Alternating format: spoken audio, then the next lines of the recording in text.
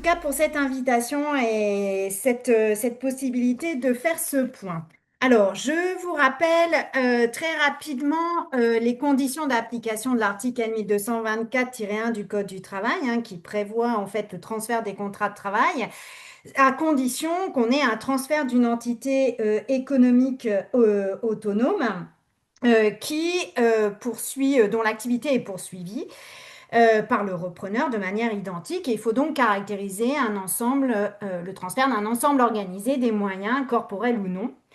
La Cour de cassation donc, a eu plusieurs arrêts récents sur ce point-là qui rappellent ces conditions d'application, notamment des arrêts de la Chambre sociale de 2023, mais aussi du Conseil d'État parce qu'il y avait des salariés protégés qui ont donné la même définition et qui ont admis la possibilité d'avoir une entité autonome au sein d'un groupe de sociétés, entités qui étaient communes. Donc, ils avaient utilisé, en fait, transféré tous les éléments d'actifs et de passifs d'une activité. Et là, en l'espèce, c'était les activités de recherche et développement dans le groupe Intel. Ils ont pu ensuite céder cette activité à un tiers. Donc, c'est ce qu'on appelle des activités, enfin, une opération de déroutage qui a été validée et ça entraîne l'application de l'article L1224-1 du Code du travail. Alors, en contrepartie, en fait, si on n'a pas le transfert des moyens d'exploitation qui permettent justement la poursuite de cette activité, qu'on n'a qu'une simple perte de marché, l'article L 1224-1 du Code du travail ne s'applique pas. Ça a été rappelé dans un arrêt donc, du 31 janvier 2024. C'est une jurisprudence constante. Dans ce cas-là, évidemment, le texte ne s'appliquera pas si on a la perte de marché. Donc, en l'espèce, les conditions avaient été réunies, hein. C'était la question de savoir si on transférait ou pas les moyens d'exploitation. Donc, ça, c'est une jurisprudence constante. Alors, lorsque justement les conditions d'application ne sont pas réunies, on a un certain nombre de relais qui ont été mis en place. Premier relais, les conventions collectives de branche qui ont organisé ce qu'on appelle un transfert conventionnel. Alors, par exemple, les entreprises de nettoyage des locaux ou de la manutention ferroviaire, etc. Donc, il y en a plusieurs qui organisent donc un transfert collectif des salariés en fonction des conditions qu'elles vont poser. Et ce sont ces conventions également qui posent les effets de ce transfert conventionnel. Et on peut également avoir une session individuelle, cette fois-ci, du contrat de travail, en dehors donc d'un transfert d'entreprise ou de la perte d'un marché, au profit à ce moment-là d'un seul salarié. Et le rôle de la volonté dans ce cas-là est sensiblement différent, puisque dans le cas de la cession individuelle du contrat, la volonté des parties va être fondamentale. C'est ça qui va déclencher en fait la cession du contrat de travail, ce qui n'est pas du tout le cas dans le transfert d'entreprise ou dans la perte de marché, dans le transfert conventionnel, puisque là, on a un texte où on a une convention collective qui va imposer en fait ce transfert, à la fois pour une raison de finalité sociale, préserver l'emploi, mais aussi pour des finalités économiques, pour préserver la valeur de l'entreprise ou la concurrence. Alors, petit justement rappel concernant le transfert, on va dire, contractuel ou la cession individuelle du contrat. On a eu des arrêts en octobre 2022, mais qui ont été rappelés dans un arrêt du 7 mai 2024, qui prévoit qu'il faut une convention tripartite écrite qui prévoit justement en fait la cession en fait de ce contrat dans le même acte et on doit avoir le consentement des trois parties du nouvel employeur, donc de l'ancien employeur, du nouvel employeur et du salarié. Donc il n'y a pas d'atteinte ici à la liberté de contracter ni du repreneur, ni du salarié, ni même du premier employeur, mais on va avoir potentiellement une atteinte à la liberté de choisir le contenu du contrat puisque c'est forcément la poursuite de la relation de travail initiale. Et la Cour impose un écrit à peine de nullité. Alors, en l'espèce, en plus, dans cet arrêt du 7 mai 2024, cette cession individuelle du contrat avait été prévue la veille et le jour même d'une cession du fonds de commerce, donc qui aurait entraîné normalement le transfert d'entreprise. Et la Cour de cassation valide quand même la cession individuelle du contrat de travail. Justement, pour Patrick Morvan, il considère qu'il n'y a pas de fraude à l'article L1224-1 parce qu'il y a poursuite du contrat de travail avec un autre employeur que celui qui reprend le fonds de commerce. Je ne suis pas tout à fait convaincue par cette hypothèse puisque les conséquences ne sont pas tout à fait les mêmes cependant. Alors, il y a un petit rappel quand même sur la liberté contractuelle. Elle est consacrée aujourd'hui dans le Code civil, hein, et à la valeur constitutionnelle. Ça entraîne plusieurs conséquences. La liberté de s'engager ou pas, la liberté de choisir la personne avec qui l'on s'engage, la liberté de choisir le contenu et la liberté de fixer la forme de ce contrat. Mais cette liberté, évidemment, n'est pas absolue. Le législateur peut y porter atteinte si c'est justifié par un intérêt légitime et s'il y a une proportionnalité au but recherché. Et donc l'article L 1224-1 est bien une atteinte à cette liberté contractuelle que l'on va voir puisqu'elle va imposer le transfert aux parties. Et par ailleurs, la liberté contractuelle, lorsqu'elle est reconnue, elle n'est pas non plus absolue dans son exercice, puisque au nom de la liberté contractuelle, on ne peut pas porter atteinte aux dispositions relevant de l'ordre public ou à l'égalité de traitement. Alors, on va voir tout d'abord la liberté contractuelle individuelle qui est bafouée en cas de transfert. En revanche, la liberté contractuelle collective qui appartient aux partenaires sociaux, elle, est davantage respectée et elle est même encouragée en cas de transfert. Alors, commençons par la liberté contractuelle individuelle. Alors, tout d'abord, en cas de transfert légal, là, on va avoir une atteinte importante à cette liberté contractuelle. On verra le transfert conventionnel après. Alors, tout d'abord, la reprise des contrats s'impose aux repreneurs. Ça fait partie en fait des conséquences. Le législateur a choisi un transfert automatique de plein droit d'ordre public de tous les contrats en cours, y compris les contrats suspendus. Et le repreneur n'a pas son mot à dire, il n'a pas son consentement à donner et il ne peut pas non plus s'y opposer. Toute clause contraire, par exemple dans une cession d'un fonds de commerce qui ne reprendrait qu'une partie du personnel n'est pas possible, n'est pas valable et le licenciement qui serait prononcé à l'occasion des transferts est sans effet. Les salariés peuvent imposer leur reprise par le repreneur. Donc il n'y a aucun moyen pour le repreneur de s'y opposer. Par ailleurs, il y a une atteinte aussi à la liberté donc, de s'engager, à la liberté de choisir ses salariés, voire également de choisir le contenu du contrat, puisqu'il doit reprendre, en fait, c'est la poursuite du contrat initial. Donc, c'est exactement les mêmes clauses, la même ancienneté, la même rémunération. La justification de cette atteinte à la liberté contractuelle, c'est une finalité sociale, préserver les emplois et une finalité également économique et qui ne semble pas disproportionnée au but poursuivi, même s'il n'a pas été jugé, hein, mais on peut justifier en fait cette atteinte. Alors, cela va cependant plus loin puisque, et là on peut se poser la question de la proportionnalité, on a eu un arrêt du 3 avril 2024 qui a pour le coup été plus loin puisque le transfert d'entreprise, donc en amont, a pu aussi être imposé aux repreneurs. Alors c'était dans un cas très particulier, j'ai pas le temps de voir les transferts d'entreprise dans les procédures collectives, mais là cet arrêt, je vous cite, c'était une résiliation d'un contrat de location-gérance par le liquidateur, donc sur le fondement du droit des procédures collectives. Le liquidateur peut résilier et imposer cette résiliation au co-contractant, notamment lorsqu'il n'a plus les fonds disponibles pour payer les redevances postérieures au jugement de liquidation. Donc c'est l'article 641-11 du code 1 du code de commerce qui prévoit ces modalités de résiliation du contrat.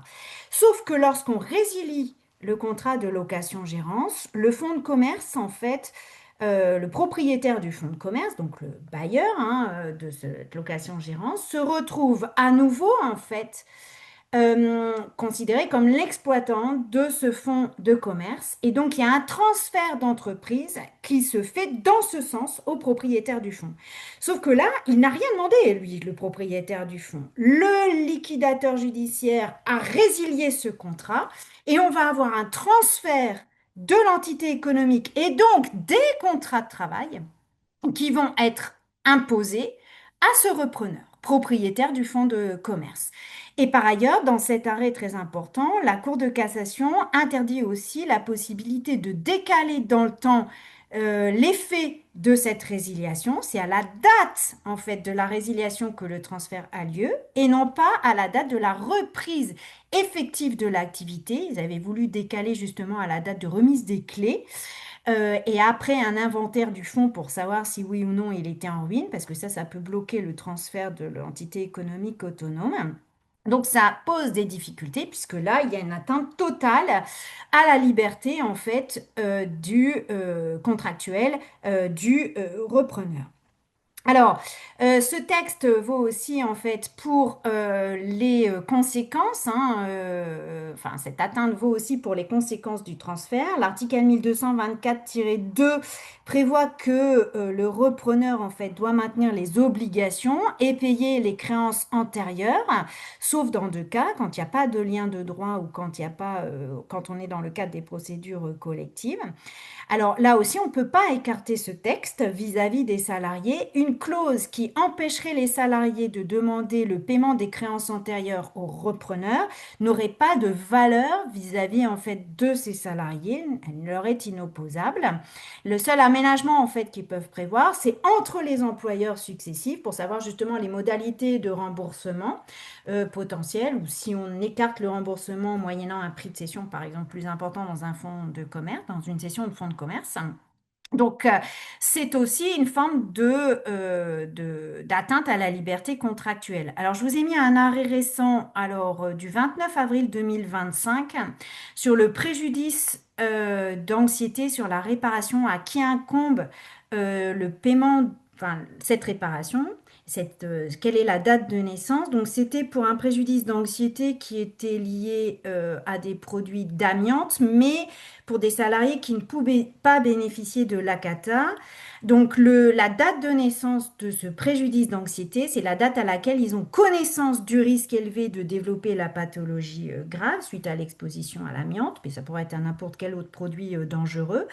Et la difficulté, c'est ici que cette connaissance a eu lieu après le transfert. Et là, on a considéré que c'était du coup une dette qui incombait uniquement aux repreneurs, même si en fait ils ont été exposés à l'amiante avant en fait le transfert. Donc c'est le repreneur ici qui doit prendre en charge cette créance.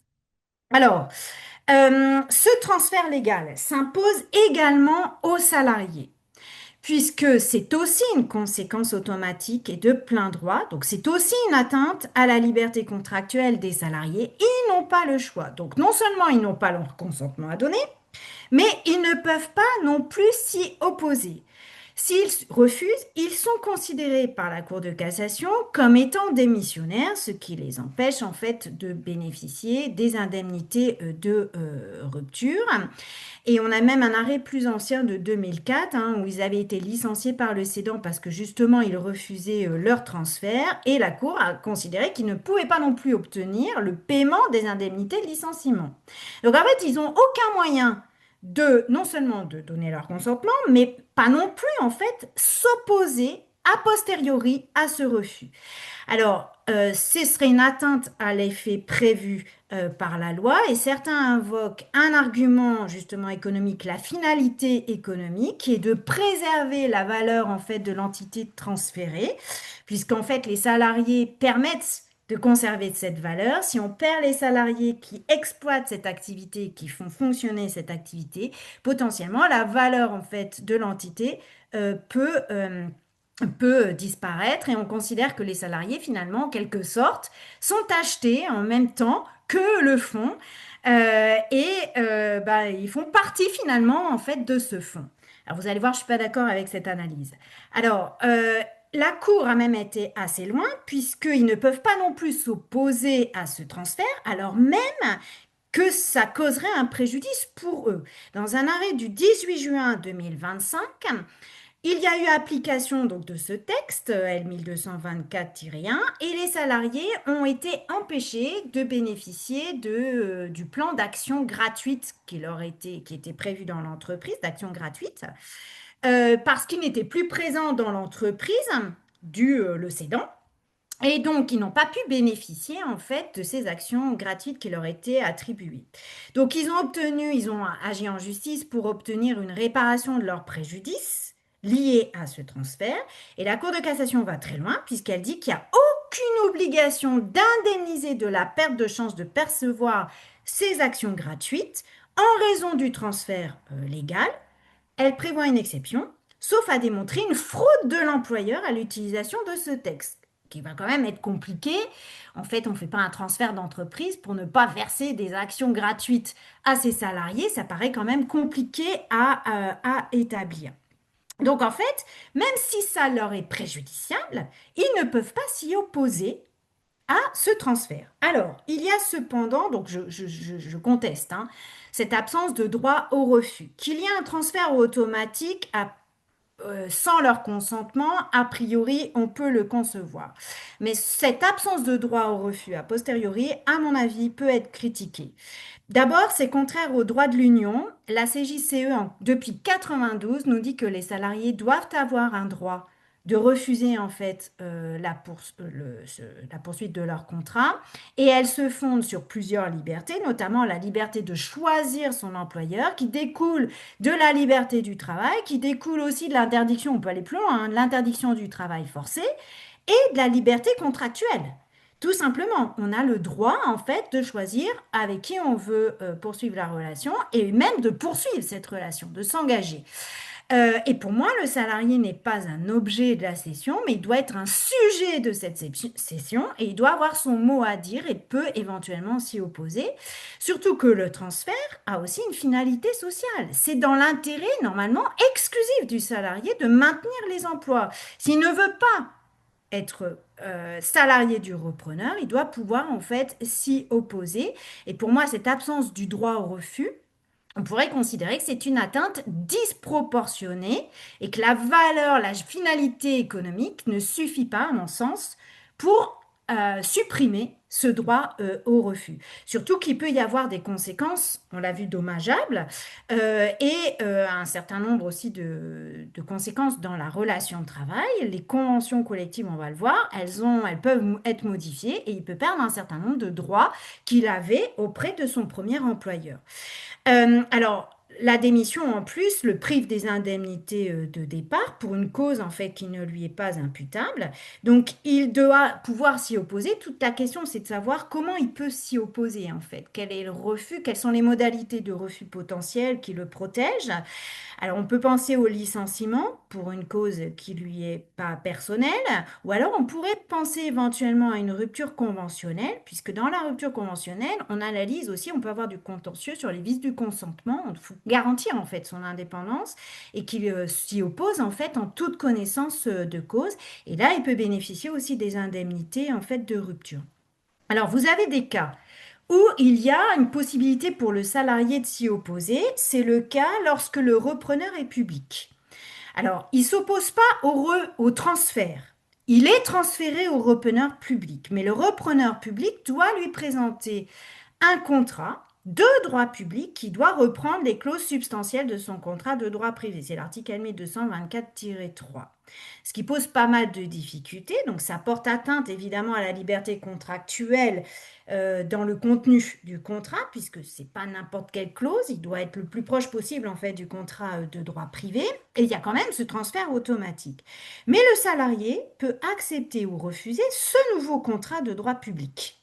Donc, il a son mot à dire, en fait, quelque part. Alors, on a eu plusieurs arrêts, notamment un arrêt du 12 mars 2025 qui vient préciser la forme, en fait, de ce contrat, enfin, de ce refus. Donc, cet arrêt, la Cour de cassation nous dit que faute de disposition dans le Code du travail sur la forme particulière, le refus du salarié de signer le contrat de droit public proposé par le repreneur n'est soumis à aucune condition de forme particulière et peut donc résulter du silence du salarié pendant le délai imparti. Alors, il y a une opposition ici entre la Cour d'appel et la Cour de cassation. Il rappelle donc L 1224-3 du Code du travail, mais aussi l'article 1103 du Code civil qui nous dit que le contrat, en fait, ne peut être modifié qu'avec l'accord express du salarié, lequel ne peut résulter de son silence ou de la poursuite par lui de son travail. Pour la Cour de cassation, il n'y a que l'acceptation qui obéit à un accord express du salarié. En revanche, le refus d'accepter un contrat de droit public, lui, n'est soumis à aucune forme particulière. Donc, elle interprète à la lettre l'article 1103 du Code civil et fait la distinction entre l'acceptation d'un contrat et le refus d'un contrat qui est proposé. On joue un peu sur les mots, mais la Cour de cassation dit bah, ce refus peut résulter donc du silence. Alors silence qui peut toujours être équivoque, donc il va falloir tenir compte des circonstances du contexte en fait dans lequel ce silence était intervenu. Alors là, en l'espèce, c'était une femme qui était en arrêt pour grossesse pathologique au moment du transfert par un hôpital ou un hôpital public. Et elle avait demandé un délai de réflexion supplémentaire pour accepter ou pas et des précisions quant au contenu de ce contrat. Elle a un délai qui lui est accordé et puis en fait, elle ne répond pas à ce délai. Et donc la question est de savoir si effectivement elle a refusé ou pas, puisqu'il y a ce contexte. Donc on considère qu'elle a refusé ce contrat.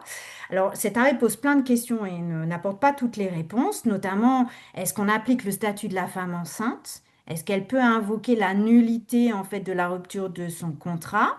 Est-ce que le fait qu'elle refuse, est-ce que ça justifie son licenciement? Est-ce que c'est une impossibilité de maintenir le contrat pour une raison étrangère à la grossesse? Là, la Cour de cassation ne dit rien du tout hein, là-dessus. Donc ça pose d'énormes difficultés, cet arrêt pose d'énormes difficultés. Alors ensuite, autre arrêt également sur le refus, les conséquences du refus du contrat de droit public. Donc c'est un motif de licenciement sui generis qui peut être soit le refus du salarié, donc il peut prendre désormais n'importe quelle forme, ou en cas d'impossibilité pour le repreneur de proposer un tel contrat. Parce qu'il peut y avoir des conditions liées au statut de droit public qui s'imposent en fait au repreneur et qui parfois empêchent la possibilité de proposer ce contrat de droit public à ces salariés de droit privé qui ne remplissent pas les conditions. Donc, s'il ne peut pas en fait proposer ce contrat, un arrêt de mars 2024 nous dit que le repreneur doit payer les salaires jusqu'au licenciement. Et par ailleurs, le juge administratif, hein, c'est le juge administratif qui est compétent pour statuer sur la validité du contrat proposé. Alors, voyons maintenant au transfert conventionnel. Alors, là aussi, on a une atteinte à la liberté contractuelle individuelle, alors qui n'est pas tout à fait de la même ampleur. Parce que ce transfert s'impose à l'entreprise entrante si les conditions prévues par la convention collective sont réunies. En revanche, ça ne va pas s'imposer au salarié, il va devoir donner son accord à ce transfert. Alors, la convention collective, hein, elle prévoit les conditions. Donc, c'est une atteinte à la liberté contractuelle de l'entreprise, puisque, en fait, elle doit reprendre ses salariés si elle est dans les conditions. Alors, c'est lié aussi à la force normative de la convention collective de branche qui s'impose aux employeurs. Et il y a une finalité aussi économique derrière, puisque la branche a pour objet de réguler la concurrence dans le secteur d'activité concerné. Donc, en imposant à l'ensemble des entreprises entrantes qui sont dans le champ d'application des conventions collectives, on régule aussi la concurrence. Donc, la finalité économique est aussi présente. Il y a une finalité également sociale puisqu'on maintient le contrat. Alors, la Cour de cassation, dans un arrêt du 21 mai 2025, a précisé la nature de cette opération. Il s'agissait de la question de savoir s'il fallait payer l'indemnité pour travail dissimulé à un salarié. Alors, je crois que c'était parce qu'il n'y avait pas eu le paiement d'heures supplémentaires. qui avait été déclaré et donc payé. Et donc, la Cour de cassation nous dit, parce que pour que cette indemnité pour travail dissimulé soit payée, il faut que le contrat soit rompu. S'il n'est pas rompu, il n'y a pas d'indemnité pour travail dissimulé. Et la Cour de cassation, dans cet arrêt, nous dit, en cas de transfert conventionnel, s'il n'y a aucune, enfin, en faute de disposition dans la convention collective qui prévoit la nature de ce transfert, elle nous dit, il y a rupture du contrat et conclusion imposée d'un nouveau contrat à l'entreprise entrante qui doit reprendre les clauses principales du contrat précédent en termes d'ancienneté, d'échelon et de rémunération. Donc la liberté contractuelle est très limitée du côté du repreneur. Mais du coup, ce n'est pas une cession du contrat de travail qui est organisée. C'est une rupture suivie de la conclusion d'un nouveau contrat imposé. Et du coup, on peut payer l'indemnité pour travail dissimulé parce qu'il y a bien rupture. Et elle dit finalement, c'est pas non plus une novation parce que les deux effets, rupture du contrat et conclusion du nouveau contrat, ne sont pas simultanés, mais ils sont décalés dans le temps. Alors la question que la Cour de cassation auquel elle ne répond pas, c'est quelle est la nature de cette rupture du contrat? Est-ce qu'on doit faire un licenciement? Elle dit rien du tout. Elle dit, il y a rupture suivie de la conclusion d'un nouveau contrat. Mais de quelle rupture s'agit-il? La Cour ne dit rien. Alors, également, en revanche, le transfert conventionnel ne s'impose pas aux salariés parce que c'est fait dans le seul intérêt du salarié. Et là, c'est une jurisprudence constante. Il doit donner son accord préalable au transfert. Donc là, c'est pas un refus, c'est un accord préalable en fait au transfert. Donc il peut très bien dire non et rester en fait du coup dans l'entreprise en fait qui a perdu le marché. Alors certains auteurs sont contre cette solution, considérant qu'il faut faire produire les mêmes effets qu'au transfert légal. Je ne partage pas cette opinion. Et on a eu un arrêt du 5 février 2025 qui est venu préciser la forme de cet accord au transfert conventionnel.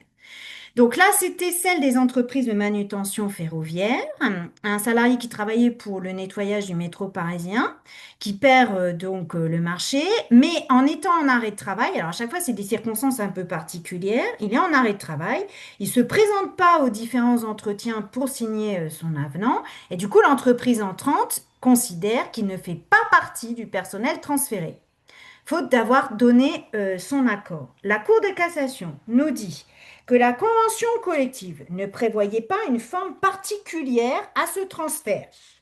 Donc, s'il y a une forme particulière, on peut penser qu'elle devra s'imposer, mais là, il n'y avait rien du tout dans la convention collective. Et du coup, elle nous dit, dans ce cas, il y a toute forme possible, en fait, à cet accord qui peut être implicite, mais qui doit être certain. Donc là, en l'espèce, elle considère que l'accord existait parce que le salarié, même s'il ne s'était pas rendu aux différents entretiens pour signer son avenant et qui n'avait pas signé son avenant, avait envoyé ses certificats médicaux au nouvel employeur, ce qui valait en fait forme d'acceptation en fait de ce transfert. Alors, voyons maintenant beaucoup plus rapidement la liberté contractuelle collective qui, elle, est restaurée en cas de transfert. Alors, tout d'abord en cas de transfert légal et puis ensuite en cas de transfert conventionnel. Alors, en cas de transfert légal. Tout d'abord, en fait, rappelons que la liberté contractuelle s'applique aux accords collectifs. Il y a une jurisprudence constante là-dessus. Il bénéficie de cette liberté contractuelle qui est étendue d'ailleurs au fur et à mesure des réformes. Avec cependant des limites à la liberté contractuelle pour les accords collectifs, donc l'ordre public. Lorsqu'on est dans un accord d'entreprise par rapport aux accords de branche, bah, vous avez le respect des blocs 1, 2 et 3 des articles L 2253-1 et suivants. Petite précision, le transfert conventionnel fait partie du bloc 1, donc les accords d'entreprise ne peuvent pas être dérogés de manière défavorable par rapport à la branche. Et vous avez un autre principe qui est l'égalité de traitement et la non-discrimination qui s'impose en cas de d'accord collectif. Donc à situation identique, même traitement. Situation différente, on peut autoriser des différences de traitement s'il y a une raison objective et légitime qui justifie cette différence de traitement. Alors la Cour de cassation a jugé que les salariés qui étaient transférés dans le cadre d'un transfert légal sont dans une situation différente de ceux qui sont transférés dans un cadre de transfert conventionnel et qui justifie donc une différence de traitement. Par ailleurs, les salariés qui sont repris sont également dans une situation différente des salariés du repreneur. Ils constituent un groupe fermé, en quelque sorte, qui va pouvoir justifier des différences de traitement. Ils ne sont pas dans la même situation que les salariés du repreneur. Il y a une cause objective, légale et pertinente qui justifie la différence de traitement. Alors, rappelons que lorsque vous avez un transfert légal, les accords collectifs sont mis en cause de manière automatique. Il y a une survie provisoire de ces accords pendant une durée maximale de 15 mois et l'objectif de cette survie, c'est de négocier des accords de substitution au plus tard à la fin de cette période de survie provisoire. Et à défaut d'accord de substitution, on maintient les éléments de rémunération qu'ils avaient précédemment. Donc ça, c'est 2261-14 et on autorise aujourd'hui la négociation anticipée de ces accords avant le transfert. Alors, les salariés, donc, du coup, ils peuvent, pendant la survie provisoire, je reviens dans le contexte, pendant la survie provisoire, ils peuvent quand même bénéficier de tous les accords collectifs, des engagements unilatéraux, des usages du repreneur. Et le repreneur ne peut pas justement dire, parce que vous avez la survie provisoire des accords collectifs, je m'oppose en fait à l'application de ces nouveaux, de mes propres dispositions. Il n'y a pas de rupture d'égalité. La Cour de cassation l'a jugé. Il n'y a pas de rupture d'égalité. Elle l'a rappelé notamment dans des arrêts de 2024. Parce que en fait, ils sont dans des situations différentes. Alors, il y a quand même une limite, hein, c'est pas un cumul en fait des dispositions, mais on va prendre la disposition la plus favorable. Donc, en fonction du contenu de l'accord, si c'est un taux de rémunération des heures supplémentaires, on va appliquer que celui qui est le plus favorable. Alors, on admet aussi que un accord en fait transitoire peut être négocié. C'est un arrêt du 27 novembre 2024. La question qui pourrait se poser, c'est de savoir si cet accord pourrait remettre en cause justement ce principe de faveur et cette disposition favorable sous prétexte qu'il est négocié par les partenaires sociaux. Alors, l'accord de substitution bénéficie d'une grande liberté contractuelle. On a un arrêt du 15 mai 2024 qui a admis que cet accord pouvait par exemple étendre la durée de la survie provisoire. Ces accords pourraient aussi être mettre un terme aux usages transférés. Ça fait partie de cette liberté contractuelle. Cet arrêt du 15 mai 2024 admet aussi une application rétroactive de l'accord au jour de la mise en cause, c'est-à-dire au jour du transfert. Donc on revient en fait en arrière sous deux conditions cumulatives qui ont été vérifiées en l'espèce. L'absence des privations de droits qu'ils tiennent de la loi, en l'absence d'accord de substitution, et l'absence d'atteinte à l'égalité de traitement. C'est-à-dire que tous les salariés qui sont concernés par cet accord, ils doivent pouvoir en bénéficier. On ne peut pas exclure certains salariés des autres. Notamment ceux qui auraient quitté entre-temps l'entreprise, ils doivent pouvoir, surtout si on a fait une rétroactivité, ils doivent pouvoir en bénéficier au prorata de leur temps de présence dans l'entreprise. Par exemple, si on maintient une prime, ça sera au prorata de leur temps de présence dans l'entreprise. Alors, cet accord donc de substitution doit être regardé aussi à l'aune de l'égalité de traitement et vous avez plusieurs clauses possibles qui assurent cette égalité de traitement mais de manière différente. Tout d'abord, on peut uniformiser toutes les conditions entre les salariés repris et les salariés du repreneur. C'est une égalité absolue, justice en fait commutative ou arithmétique, tout le monde a les mêmes droits. Deuxième moyen, c'est de garder cette différence de traitement entre les salariés repris et les salariés du repreneur. Donc, ils ne sont pas totalement intégrés dans l'entreprise, donc une absence d'assimilation. On parle peut-être de justice distributive dans ce cas-là. Mais on maintient ces deux groupes, en fait, dans l'accord de substitution. Et parfois, souvent même, vous avez un mixte, en fait, des deux, des clauses qui maintiennent les droits antérieurs et d'autres qui uniformisent, en fait, les conditions de travail. Alors, un arrêt du 5 février 2025 vient préciser une présomption de validité de ces accords de substitution parce qu'ils ont été négociés par les partenaires sociaux. Donc ça, il y a eu des arrêts en 2019 qui avaient semblé mettre un terme à cette présomption de validité. La Cour de cassation, ici, vient de dire que dans ce contexte-là, très particulier de la mise en cause des accords collectifs dans un transfert d'entreprise, ces accords sont présumés valables au regard du principe d'égalité de traitement. Donc, elle ajoute une exception. Le problème, c'est que cette égalité, en fait, cette présomption, elle vaut pour les accords qui sont négociés par les organisations syndicales. Or, il y a possibilité de faire ces accords de substitution par des formes subsidiaires, notamment les élus du CSE. Et là, je ne sais pas si la présomption s'applique. Ils ne sont pas visés dans l'attendu de principe. Je vous l'ai mis, hein, l'attendu de principe. Ils ne sont pas visés. Donc, question. On aura peut-être des réponses postérieurement. Alors, concernant maintenant la liberté contractuelle collective en cas de transfert conventionnel, bah là, en fait, la liberté est très importante, puisque déjà, c'est la convention collective qui prévoit le transfert. Il n'y a pas d'atteinte à l'ordre public, puisque c'est forcément des dispositions plus favorables que l'article L 1224-1, puisqu'on ajoute une possibilité de garder un contrat de travail dans des conditions qui ne sont pas remplies. Donc en fait, elle a toute la liberté pour fixer les conditions de la reprise des salariés transférables. On peut faire des distinctions d'ailleurs, la durée du travail, de l'ancienneté, enfin, etc. Et elle prévoit aussi les conséquences sur la prise en charge des créances, par exemple, et sur les avantages collectifs. L'article 2261-14 ici ne s'applique pas. Donc, conséquence, on a potentiellement l'application immédiate du statut collectif du repreneur au salarié repris. Il n'y a pas d'atteinte à l'égalité de traitement. La Cour de cassation l'a jugé et ça a été repris désormais dans la législation.